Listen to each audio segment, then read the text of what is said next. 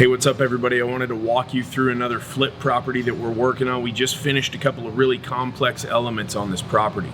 So this property was built on a hill, which is pretty rare here in Dallas-Fort Worth, but it's over near White Rock Lake. So the front of the house is right at street level.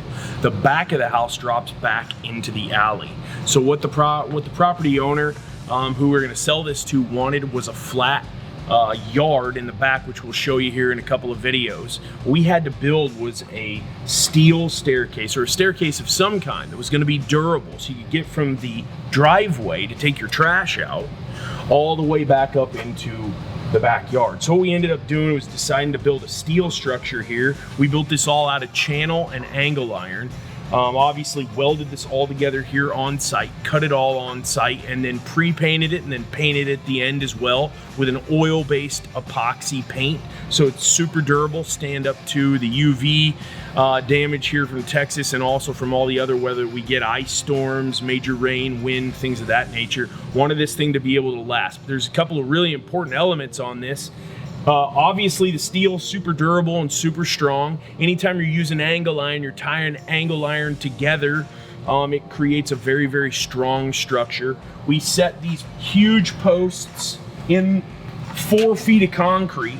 We wanted this structure to be able to stand on its own, separate and secure away from this retaining wall. So it's gonna stand on its own. We didn't want it to bother the retaining wall at all. So we had to make sure that this was completely supported on its own, set these support posts in the ground, and then welded all of these members together. We used angle iron, C-channel, and c-purlin.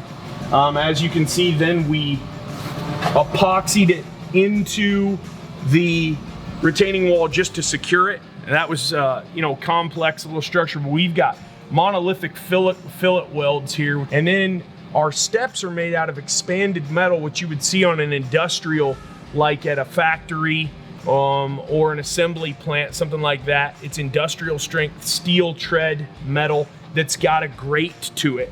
And what that grate does is it provides traction. So if you're walking on this when it's wet, you're not gonna slip and fall. Especially you miss the garbage man, you got to run down the stairs to take the trash out to the curb.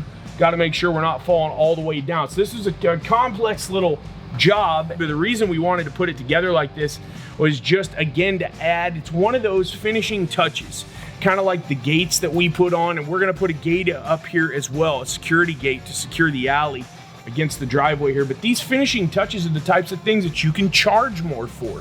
When you've got a potential buyer, they come in, they notice these details, these custom details. All of the other stairway assemblies in this entire neighborhood, they're all made out of wood. I wanted to do something a little different, wanted to kind of go the extra mile, and since my framer is also a welder, that was another one of those hacks I keep telling you about. My framer can also weld, may as well leverage that ability that he's got. Not all framers can also weld. This thing is all welded together. It was all custom, it was all delivered, all the pieces delivered here to the site. We painted them all, cut them all to length, set them all, and then welded them all into place. And as you can see, the finished product is pretty incredible. And I think it really gives a nice accent to the entire project. The other thing you'll notice, we painted this all black. Our gutters are black, our trim is black, our downspouts are black. So it's the details. The death is in the details, and the profit is also in the details.